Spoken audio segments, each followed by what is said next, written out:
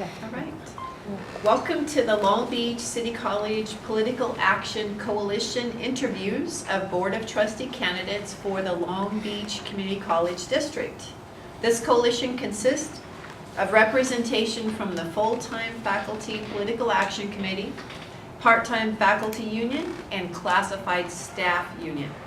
You will be given 1 hour to answer our 15 questions. Let us begin with introductions.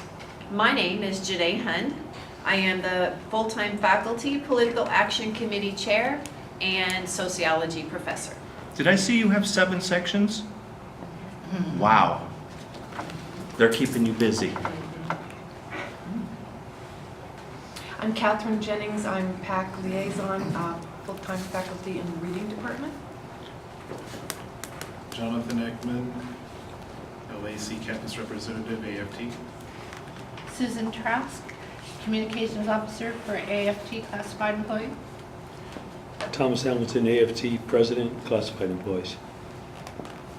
Mildred Cepeda, counselor at PCC and PAC member. Carolyn Sable, part-time instructor, math department. Jen Ellis, English department, vice chair. Karen Roberts, art department, president of the part-time faculty association. And yourself? I'm David, and I'm a film major. I have the question, first question. Mr. Downing, explain 3 tangible improvements that you would like to see at Long Beach City College. One of the things, you hadn't put a time frame on there, so what I look at is as I was doing some of the research on the board and some of the direction with that, I don't know where things are as far as the strategic plan and some of those things, but I essentially looked at it as 3 areas based upon student outcomes. And that of looking at the graduation rate, the placement rate, and the achievement scores of our students. We're in a unique business that our students are our customers, and our students are also our product. And the success of the institution looks at how the students are doing. So those areas are ways that we can kind of set benchmarks and standards and measure of how we are doing as an institution. If we continue to improve the graduation and ultimately the placement of our students, we're doing something right. And that needs to be part of the focus as an institution. How do we continually look at those areas as measures? Okay. Number 2, in the past, the Western Association of Schools and Colleges and Accreditation Commission for the Community and Junior Colleges team found a lack of communications collaboration between administration and faculty at LBCC. Recently, the CCA president stated that morale is at an all-time low at Long Beach Community College. How might the situation be improved, and what is the role of the Board of Trustees to bring about change? It's a shame in any institution when you get a disconnect, especially with that between administration and faculty.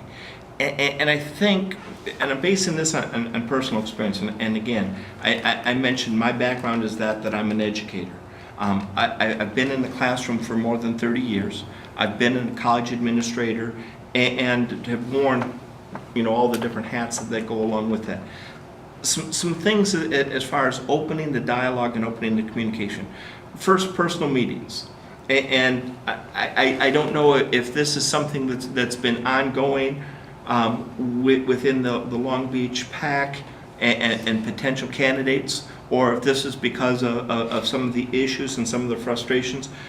But why can't there be meetings between the administration and between the faculty?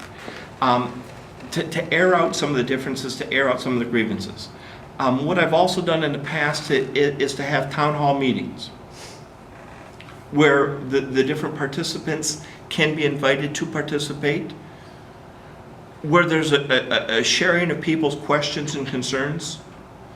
And sometimes the honest answer may not be the most pleasant, but if somebody is upfront and honest with you and willing to work with you on some of those issues and some of those solutions, what it comes down to is the issue of respect and trust.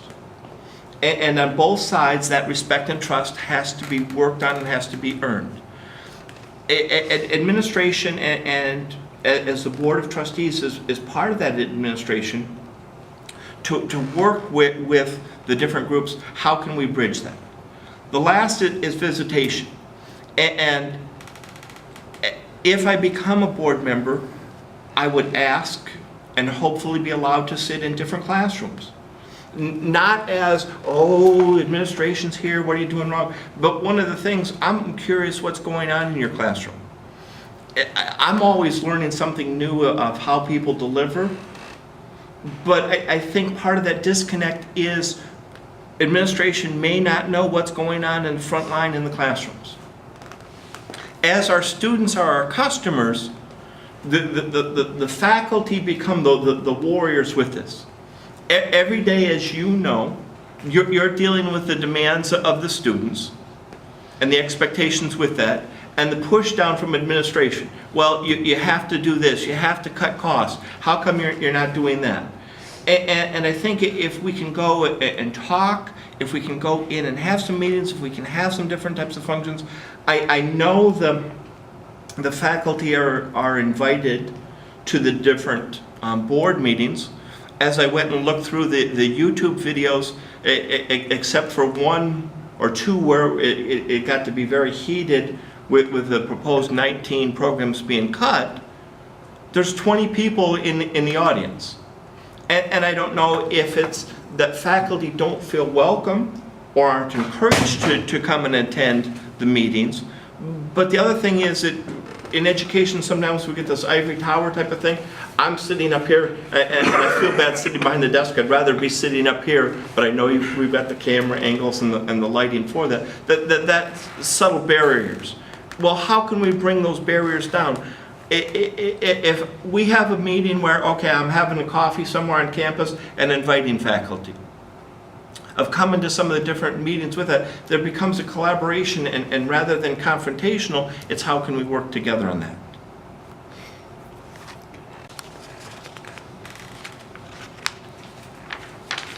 Okay, number 3, the majority of community college students need remediation.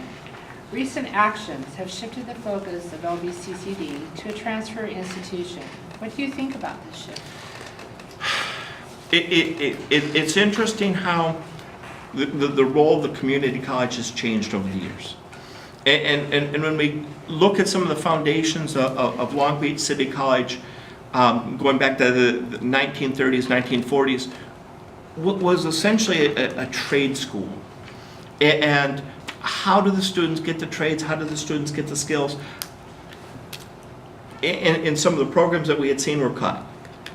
The carpentry, the electrician, the plumbing. As we had seen in the 60s, there was a shift to almost a junior college type of mentality. And I'm not saying this specific for this institution, but nationwide. And where students would go to a junior college, and if they were successful, then they could go on to a 4-year institution, or they would have enough skills to start their career, start their trade, and enter the workforce. The reality is what's happened, the 4-year institutions are partially pushing us to blame. They're facing budgetary concerns. They're facing issues that, how do we cut our costs?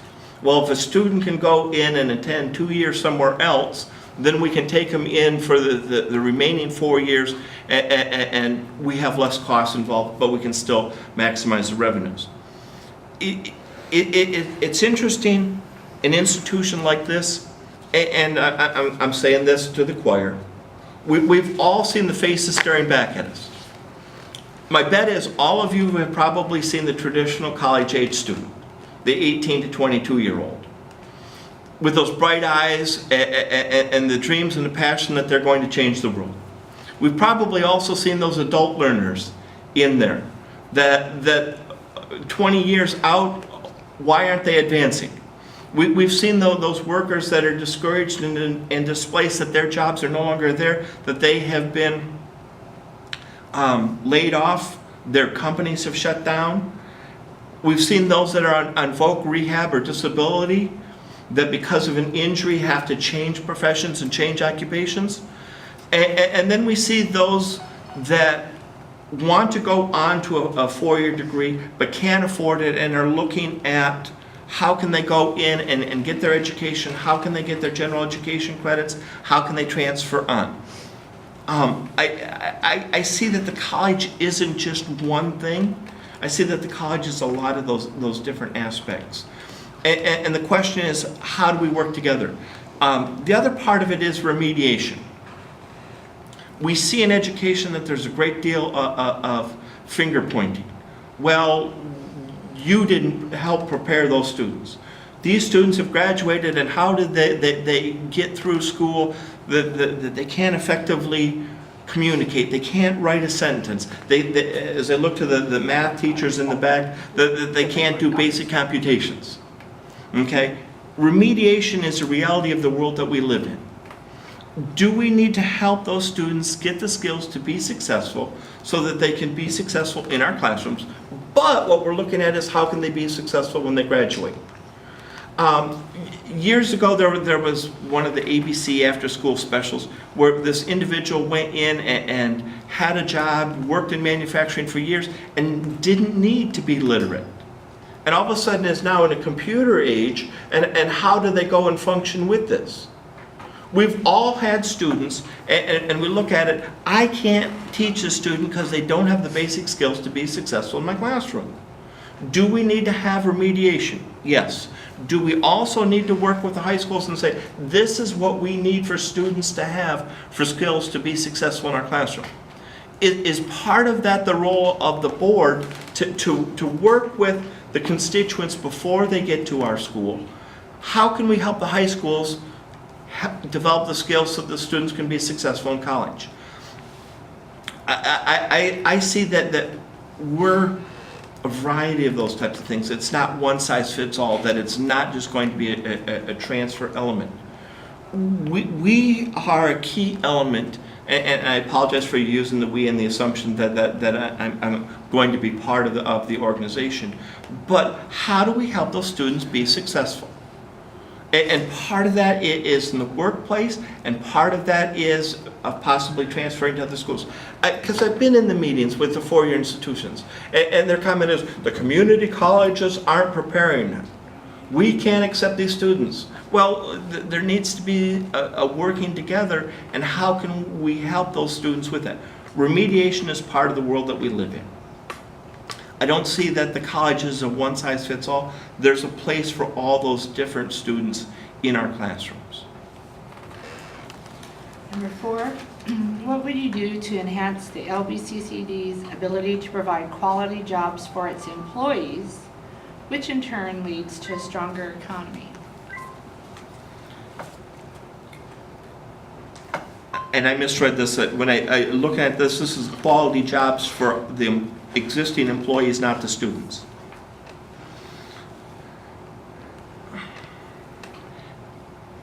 I think there needs to be a partnership. And in reading the articles over the past few years, there seems to be an adversarial position. And I don't know who had put it up, but there was a YouTube video of Mr. Kellogg, and although there wasn't direct blame and finger pointing, well, you did this and you did this and this is your fault. Well, okay, where's the we in this?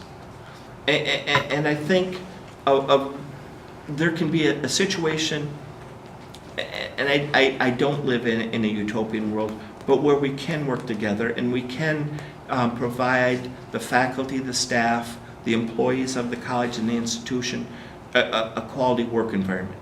If we take out some of those adversarial effects, things can start to change. I work for an institution, and I swear the president of the college woke up every day and said, how can I make employees' lives miserable? And you're laughing because you may have worked for that same president. I mean, silly stuff. In 4 weeks, everybody's office was moved. And I was given a workspace. I don't know where he came up with this idea. The workspace was as wide as my shoulders. I couldn't fit in my cube. It was this wide and this deep. How can you expect anybody to work in an environment like that? Okay, needless to say, it was a for-profit institution. Shortly thereafter, he, quote, retired. Why was the security helping him leave the building with this? It was an adversarial situation, just to make people miserable. When we had a new administration came in, and her philosophy was that sometimes it's like herding cats. Okay, well, you can't. Cats are going to go in and do what they want with it. That of looking at situations, when we're talking about employees. If employees are happy, does that translate to the students? Yes. And that's working conditions, and that's pay and benefits.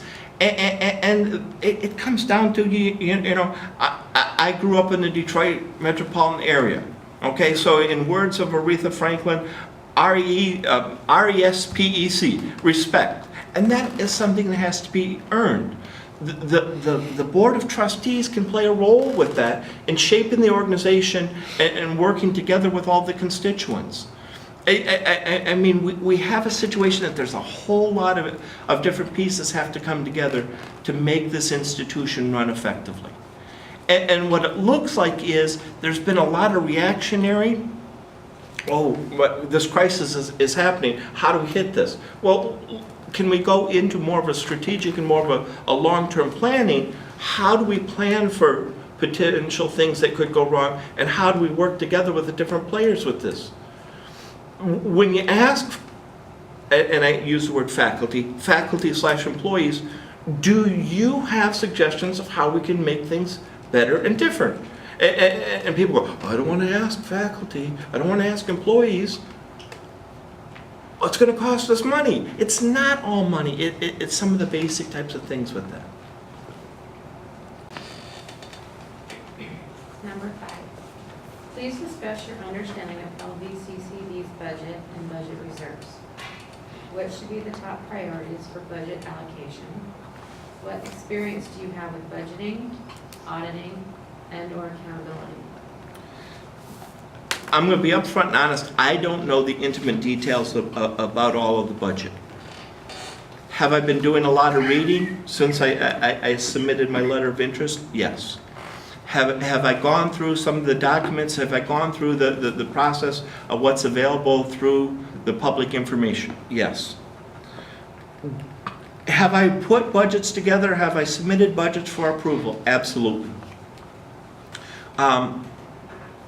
Part of my work history, I worked for, and again, I've worn a lot of different hats throughout my life, but I've worked for-profit institutions, and I've worked for nonprofit community college situations.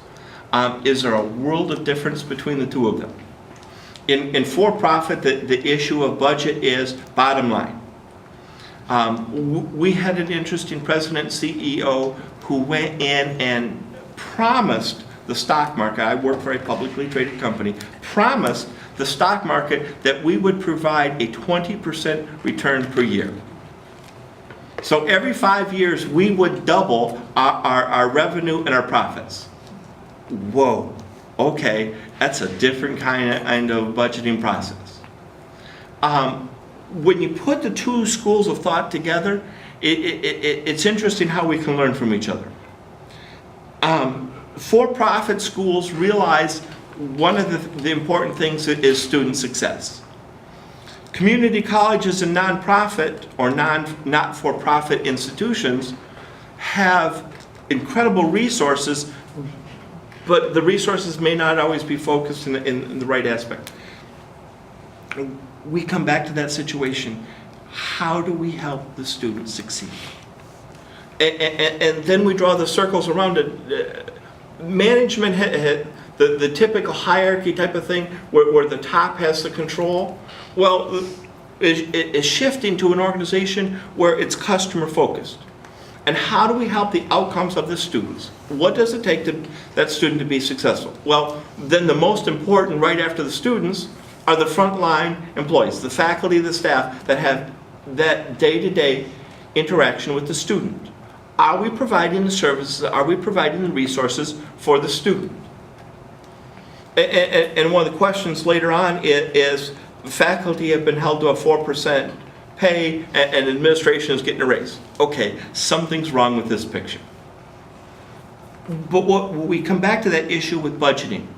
I ran a nursing school. It was a vocational nursing school. And the individual that had hired me had no idea about budget. So as we were applying for degree granting authority, as I was going through the issues with accreditation with the state of New Hampshire, we needed to tighten up the budgeting process. And we presented a very unique budget to the Department of Education and to the nursing board. And we looked at the budget and said, what would happen if we had a 5%, 10%, 15% increase in revenue, 5%, 10%, 15% decrease in revenue, and how would we still be able to provide the services for the students to be successful? Our institution, it was very much black and white. Our students, we had to have a certain percentage of students pass the NCLEX to be certified as nurses. If we weren't passing that amount, we ceased to exist as an institution. So what we had to do is we had to look back at the services. Okay, did we, like most institutions, have international students? Yes. Did we have students with difficulties in English, in mathematics, etc.? And you're talking about a human life here. Does it matter that the student can't do proper calculations of medicine? Oh yeah. Okay. Does it matter that the student can effectively read and write and follow patients' orders for that? And that's part of the NCLEX. So what we had to do is, let's provide tutoring, let's provide services, let's provide what we needed to have for that student to be successful. So my budget process, I've also served as a member of the Board of Trustees at a college. Again, it was a for-profit private institution where the success of that institution laid in the hands of the owner. What we had done with our budget is we laid out a 10-year strategic plan. Where do we want to be? How do we make appropriate investments? And those investments become in equipment, in technology, in classrooms, in library resources. Coming back to the issue of how do we go in and focus things. So I don't know the intimate details line by line of where the dollars and cents are spent. Do I have background in reading budgets? Yes. Do I have background in how to make the budgets most efficient use of resources? Read number 6. Number 6, although Prop 30 will serve to restore some monies to the community college system, recent trends have defunded public education in general and simultaneously opened the doors to privatization. What are your thoughts about these trends? And I don't know what you were able to read of the questionnaires that I had submitted a little bit about my background. I'm a newbie to Long Beach, okay? So I don't know if that's a good thing or bad thing. I think it's a good thing. New Hampshire is a very different world than California, and I don't know if any of you have visited there. If you haven't, the best time to visit New Hampshire is in the fall because the foliage is absolutely spectacular. Okay, I'll do my little New Hampshire commercial and then we'll get back to the questions. The colors are fluorescent. The oranges, the yellows, the reds, I mean, it looks like it's a digital picture. And then we got the little white steeple churches. New Hampshire does not have an income tax, does not have a sales tax except to visitors. If you're from Massachusetts, come and spend your money on the hotels, on the restaurants, and our liquor stores, which are right on the highway, and go home. So Prop 30, and it was interesting watching all of the campaigning and the discussion for that. To answer the question, I think an institution like Long Beach City College needs to look at unique partnerships. Now let me tell you about what I mean by unique partnerships. One of the programs that was cut was automotive. In New Hampshire, the car dealers, working with the education, came together and said, automotive is key to our industry. You buy a new car, something happens to it, you're going to need that repaired. The Car Dealers Association, partnering with education, has determined that the vocational high schools, all of them will have automotive.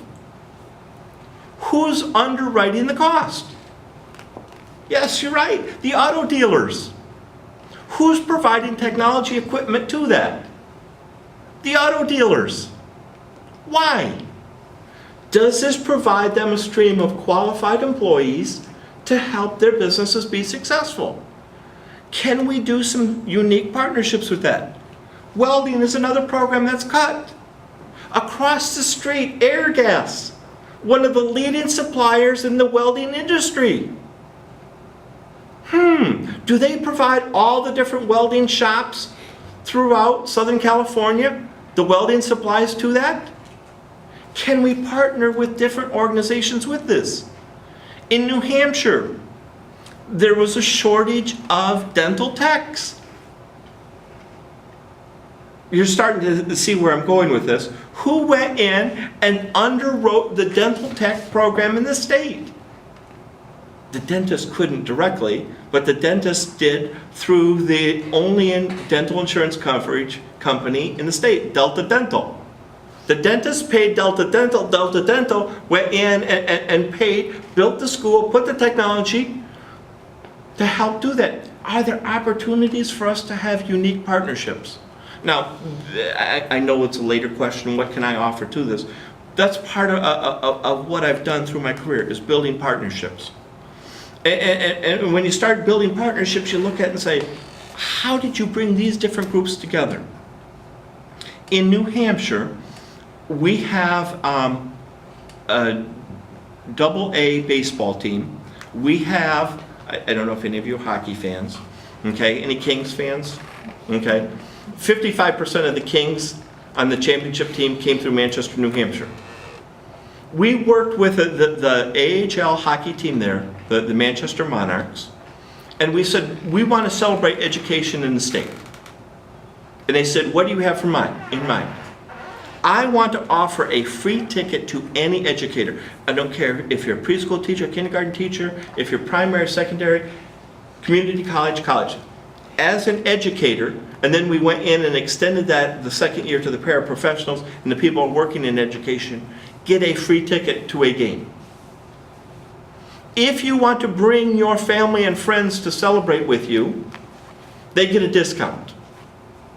Now, imagine, as you come as educators that day, the hockey team has donated tickets. We had the Teacher of the Year on ice, and we did a celebration of education. Oh, as you present your ticket, you sign in. Here's a program book with your name and what institution that you teach at, welcoming you. Here's a swag bag. No, it's not as big of a swag bag as Kim Kardashian and Kanye West get when they come to events. But there's coupons. Staples had given coupons to teachers. Okay, $10 off of supplies. Here's all these different places. Here's a t-shirt. Here's all this stuff that we have to recognize teachers and the contributions they make. Why did it happen? Because I asked. I think sometimes the business community wants to help, but doesn't know what they can do. Now, the problem is, as faculty, I know what you're thinking. Here's this crazy guy from New Hampshire telling me as a teacher that I need to go out in the community. Well, that's a role that the board can help with that. We have connections in the community. I'm not afraid to ask people, what's the worst you're going to tell me? No. Okay, can you help me maybe with something else? We need speakers in such and such classes to reinforce those concepts of building partnerships, of building unique funding opportunities. If we're solely dependent on issues like Prop 30 and tax revenues, we're going to be in crisis situation, crisis mode. Can we ask other people to help in the funding process for some of the programs that we have? I mean, look at some of the unique programs that we have on campus here. Can we partner with different businesses for those different types of programs? And can we work together on that? Questions with that? That was number 6, right? Okay, number 7. Since July 2010, President Oakley has been awarded a 4% annual pay increase, as well as, quote, reasonable expenses, end quote, including moving expenses, $2,500 in mileage per month, and 8% in STRS contributions. In that same time period, over 200 staff have experienced reduction in force, 11 vocational programs have been discontinued, and 13 faculty have experienced reduction in force. LBCCD awarded a $20,000 pay increase to the Executive Vice President in fall of 2012. Similarly, while the number of faculty, staff, and students has declined since the 2005 term, the number of administrators has risen. What is your stance with regards to the discrepancy between administrative increases and classroom staff and faculty reductions? What would you do to ensure that monies are restored into the classroom and administrative costs are reduced? On the way here, I was listening to the new mayor of LA, Mr. Garcetti, and I was surprised that he was talking in LA, there used to be 14 deputy mayors. And he said, on a routine day walking through City Hall, you would be likely to bump into at least 2 deputy mayors. And I'm starting to think, here's the business mind of mine going, okay, each of them are probably making $200,000 with that. And he talked that what he wants to do is reduce that to 4. I think part of the role of the board is to look at the big picture. And part of the big picture is, what do we have for administration? Who's doing what for them? And I know it would never happen in Southern California, okay? In Massachusetts, the term is hackorama, okay? That there's a whole lot of people in administration in different places that are somebody's friend or somebody's cousin or somebody, and I know that would never happen in Southern California, okay? Do we need to look and see, okay, how do we effectively operate an institution? Okay? When we look at the titles and we look at the positions, this is a crucial position. Now, one of the other things I know we don't have out here is snow days. Okay? The funny thing is, when we have snow days in New Hampshire, on the radio or on the television, we'll say, non-necessary employees don't have to report. And you look at some colleges and institutions and go, why are these people not reporting to work? Well, in their own mind, they've deemed that they are non-necessary employees to the day-to-day operations. So why do we need them? Now, the ugly reality is, sometimes do we need to have reduction in force, especially when we're under a budget crisis? Yep. Are there better ways to do it rather than going, we're drawing this line with this? Can we do that sometimes through retirement and through attrition? Yep. Are there shifts in programs and what we have for the courses that we offer and the programs that we offer? Yep. And okay, we've got people here that there's more of a demand for students in this program that we need to shift those. Is there a misbalance? I don't know that that's what I want. Our focus, that sometimes we're top heavy in the organizations. And it's not unique here. We see that in public schools. When I taught high school, why do you need 4 or 5 assistant principals? And we're cutting teachers? And the economics head of mine goes, somebody's getting paid $200,000. That's 4 teachers. What could we do with 4 teachers? Oh, we could serve more students. So yes, there needs to be the shift on that. Does there need to be, as a board member, are there going to be times that we're going to have to shift some things and cut some dollars? But will I be honest with everybody and say this is what we're going to have to do and this is why we need to do it? But I would like some input. What is a better way of doing that? How can we better serve who we need to in that process? Especially when you're having declining students, do we need more at the top? Probably not. Do I know which people on those snow days here wouldn't show up as non-essential employees? No, that would be something I think the board needs to look at. And I don't know how often the board looks at the total picture with this. Should that be part of a regular ongoing process? Who do we have in what positions? Who's adding the most value to the institution? And sometimes we can combine things. And I hate using New Hampshire as an example. The state of New Hampshire needed to cut. And the governor said, wait a second. We have a highway patrol and we have a state police. What are these two doing that are similar? Well, they're arresting, they're stopping people and things like that. The highway patrol could only patrol the highway. The state police could do everywhere but the highway. Oh, wait a second. Let's combine those two. We don't need 2 chairs of these 2 different departments. We don't need all of the support and all of the administration that goes with that. And they did. And guess what? The state saved money and customer service and efficiency improved. We don't always look at those things with that. I mean, similarly in the community where we lived, we had a cemetery department and a parks and rec department. What did the cemetery department do? They mowed the lawn around the cemetery. Oh, what did the parks people do? Same thing. So we shifted some of the employees, and what happens is we don't need all that administration. What I can tell you is I would look at things through a different viewpoint of looking at things from the top picture and where can we go in and make things more efficient. Who gets number 8? I have it. Do you feel you have adequate knowledge about the collective bargaining process and employee rights? Do you support it? Please explain. I have not been in a situation where I'm at the table shaking hands with people and realizing I've been on the employee side and I've been on the administration side.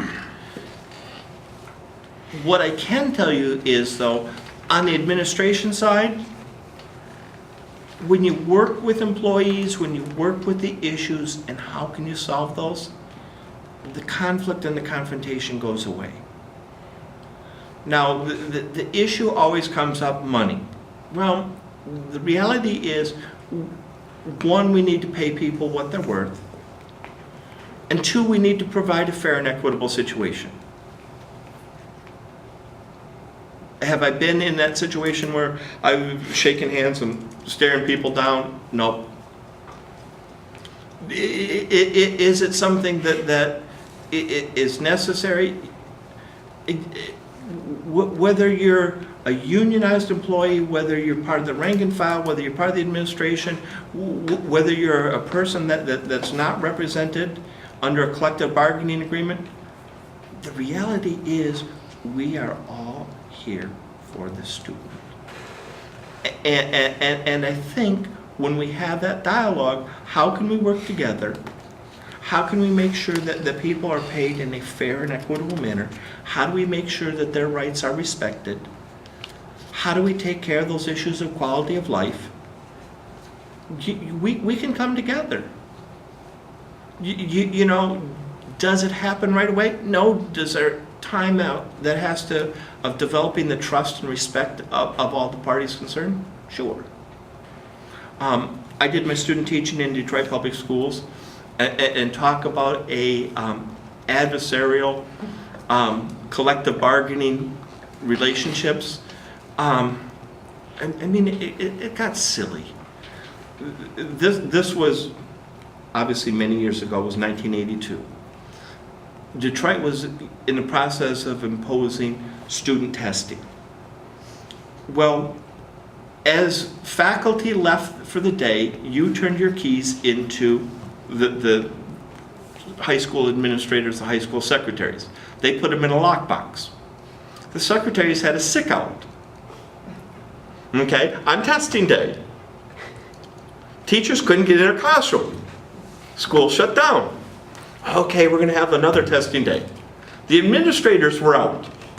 Well, the secretaries didn't want to open the box and open the sealed test to give them to the teachers to test the students. Nobody wanted to go in and take responsibility. Who got hurt in the process? The students. Now, you've all seen the news about Detroit. Okay, Detroit's now in bankruptcy, and they've been heading this way for years. The problem on the education side of Detroit Public Schools is some of those students got a certificate of occupancy. They occupied a chair for 12 years. All right, did they really have a diploma that would open doors for them? No. I know as an organization, you got into education. We didn't get into it because we wanted to make money. Oh, man, look at the opportunities that I have. You know, I have to grade papers and projects. When I became an administrator, my daughter thought something was wrong with me. There wasn't a stack, a milk crate of projects over Christmas break for me to grade, and all the tests and the different types of things with that. People don't realize what you do outside the classroom. People don't realize that I'm assuming, and again, I know what happens when I assume, that you probably dug into your pocket to get some of the resources, to get some of the supplies that you need. At least that's the case in the high schools. Okay? That's part of that respect. That's part of the working conditions. And when there's that dialogue, and again, I apologize, I saw the one video. You don't need somebody going, you and you and you. I'm not pointing at you individually, but as an organization, it's your fault. It's our fault. We didn't talk, we didn't listen, we didn't find what the issues are. Because I bet we could solve it very quickly. What is your understanding of AB 1725 and shared governance? Do you think collegial consultation should be extended to classified staff? This is one of those honest ones. I have no clue what AB 1725 is. When I look at shared governance, and I don't know if I had answered this correctly on the survey. Part of shared governance is I think that we work together with different partners. If the state is giving us money, there are certain expectations that the state has with that. But I don't know what the AB 1725 is, so you as teachers have given me my homework. But I will investigate, and I will go back to. Thank you. And I have number 10. Would you have the courage and ability to explain and support an unpopular policy? How would you respond to other Board of Trustees, faculty, staff, students, or administrators who differ in opinion? God, we're always going to have differences. You know, and as a board member, you may not like what I have to present, but if we have developed a trust and respect, I'll tell you honestly, I'm going to give you a heads up of what's coming. But hopefully before we've gotten that situation, will I have come to the different groups represented here and say, I need some help. And how can we work together, and how can we solve this? I mean, this is a position that you know, the hats that you're wearing. And the question is, okay, who is my ultimate boss if I'm on the board here? And I think one of those is the taxpayers. Okay, do I need to be fair to the taxpayers? Are they getting the best, most efficient run college that they're paying for? Because the taxpayers, it's coming out of their pocket.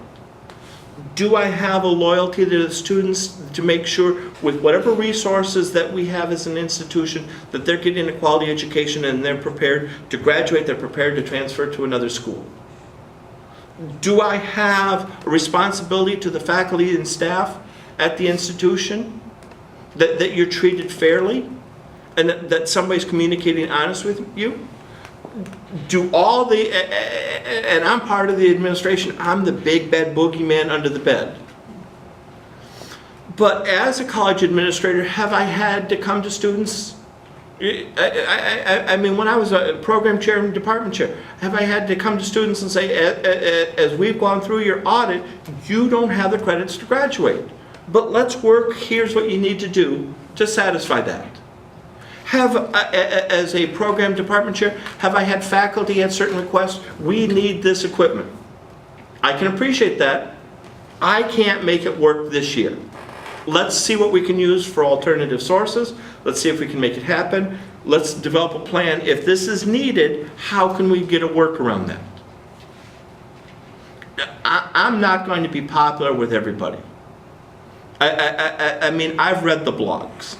Okay, students are unhappy, okay, faculty are unhappy, and we have people going, it's your fault.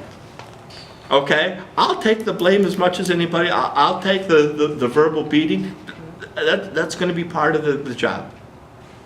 Okay, will I probably have days when I'm grumpy at home and my wife's going, board meeting didn't go well? Yep.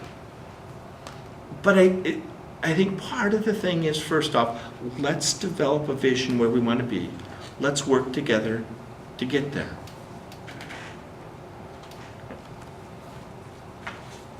So do you have 11 as well? I'm 11. You're 11. Yeah. How would you get feedback from your constituents to help inform your vote on important decisions that strongly affect the LBCC community and members of the district community? I mean, similar as I talked about with the faculty, the staff, and administration. You have town hall meetings. I think a lot of cases, whether it's California or New Hampshire, there's a disconnect. And sometimes people vote, okay, I don't know what I'm voting on, but you know, that's what's getting the press. I think, you know, of how do you go in. I'm an educator, and as part of a role as an educator, I'm a salesperson. Okay, when I go into a classroom, I have to sell whatever the lesson is that I have of that day. Do I have to go in and inform the public? I mean, yes, I'm new to Long Beach. Am I going to different meetings within my community? Am I getting involved in different organizations? Yeah. I have to be part of the community where I live. And as a member of the board, can I go back to that community? Can I go back to the voters of District 1 and say, this is the issues that are going on. This is what's happening. We need your support.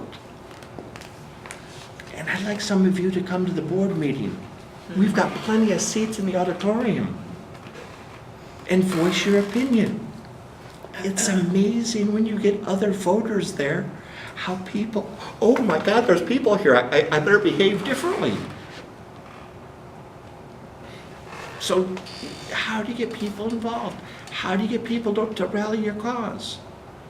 I mean, one of the schools where I worked at, we had something that I had developed. Every year we had a gift that the college did to the community. And how do we give back? And I had some of the most bizarre partners joining us with this. I mean, one of the things we did, a walk for muscular dystrophy. Everybody had a role in this. And the walk that we had taken over, on a yearly basis was about $5,000 to $6,000 when we started taking it over, run by the college. And when I say run by the college, the medical assistant students went in and provided first aid, criminal justice provided security, the culinary provided meals, all the different aspects with that. All of a sudden, the total started coming upwards of $50,000 per year. Well, you bring people together, you rally them around a cause, and you get people involved in the process. You take away some of that apathy. Can we make it? Who's got 12? Describe your campaign organization, plan, message, community support, committed sources of funding, and amount raised to date. How do you assess your chances? Okay, you're not going to see any of these, very glamorous, well-produced TV ads. It's going to be a shoestring campaign. The one part of it, what are your chances of winning? Okay, I'm going up against an incumbent who's very popular in the community, who has years of experience, who's president of the board currently, who's a past city council member. Yeah, boy, there's a whole lot of people that recognize the name Kellogg. Dowding? God, we've never heard of you. So is there the process of going to the different community centers, of going to the different organizations and people, here's who I am, here's why you should vote for me. The reality is in elections where you have an incumbent and there's indications that he's going to continue to run, which that's okay, usually have an 80 to 90%. Well, that means I have a 20% chance of winning. Does that mean there's some work involved in that? Yep. I'm not afraid to roll up my sleeves. There was a question back on administration. When I did my research, I was surprised that this is a paid position. And I'm going, the salary's $5,000? Woohoo! Man, I can retire. And then, with the benefits package of $20,000, well, I'm covered under my wife's insurance policy, so there's some savings right there. You wonder on some of these campaigns where people are spending millions of dollars. Obviously, it would be a situation, I'm certainly not going to spend any more than $5,000 because that's stupid. I would like to just clarify, before we go to number 13, now you've stated District 1 right now and also on your survey question, but as I recall, your address is not in District 1. Can you remind us what It's on the border. What's your address again? It's 421 West Broadway, and Broadway's the border. No, it's not actually. That's actually District 3. I don't have a map right in front of me. Okay. But because when I went to City Hall, that they had said that for voting purposes, that I was in one. I'm afraid somebody gave you the wrong information, but we can double check and I can send you the map. Because they have my ballot at 1. But I'll check on that too. Right. The border to District 1 is a couple of miles from, but we'll look at the map. Okay, maybe it is. Okay. So if it's 3, I guess I'm not running against the incumbent. Another incumbent, but not the president of the board. Right. So on to 13, be short. Okay. What community groups or leaders can you count on to support your candidacy? I don't have a political machine. I don't know if that answers it. This is Jim Dowding. This is Jim Dowding as an individual. This is Jim Dowding knocking on doors. This is Jim Dowding talking to people. There's not going to be money from Washington funneling into this.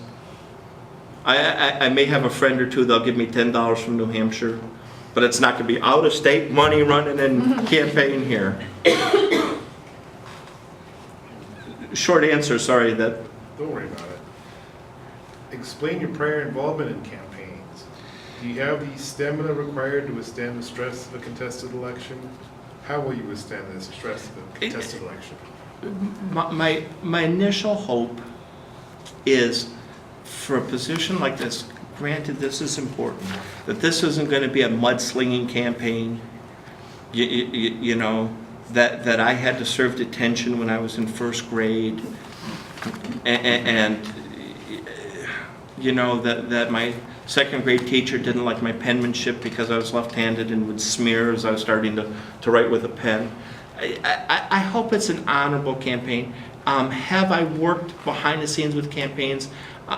One of my colleagues was a member of the New Hampshire House of Representatives, the New Hampshire Senate, and I ran his campaign, and one of the campaigns I was his fiscal agent. Am I aware of what's involved? Yes. I'm anticipating that this isn't going to be one of those ones that I have to have my bus stop driving across whatever we determine will be the district. But am I not afraid to go and talk to people and to make it, you know, this is something I'm interested in, this is something that I think I can serve the community. Just are making it on time. Oh, perfect. Final question. Is there anything else you'd like to tell the Political Action Coalition? I'm glad you asked. I have a couple things that I'd like to leave with you. The first, God, I'm used to passing them out myself. The teacher in me. The one is my business card, and you'll notice that it's a unique position. I currently serve as the membership chair for the California Business Education Association. As I mentioned, I'm an educator. My training is that of business. So my career has kind of taken two parallel paths, well, intersecting and changing course throughout it. That I'm an educator, I went through the process. My bachelor's degree is in what's now called marketing education with a minor in business education. I did my student teaching in Detroit Public Schools. I think it's important to give back. When I got involved and moved to California, I got involved with the California Business Education Association. Prior, I was chair of the New Hampshire Business Educators, and that's where we had done some of those unique partnerships. On the sheet, there's a little bit, okay, who is Jim Dowding? Some bullet facts with that. On the back page, well, on the bottom of that is what are the qualifications that I bring to this position.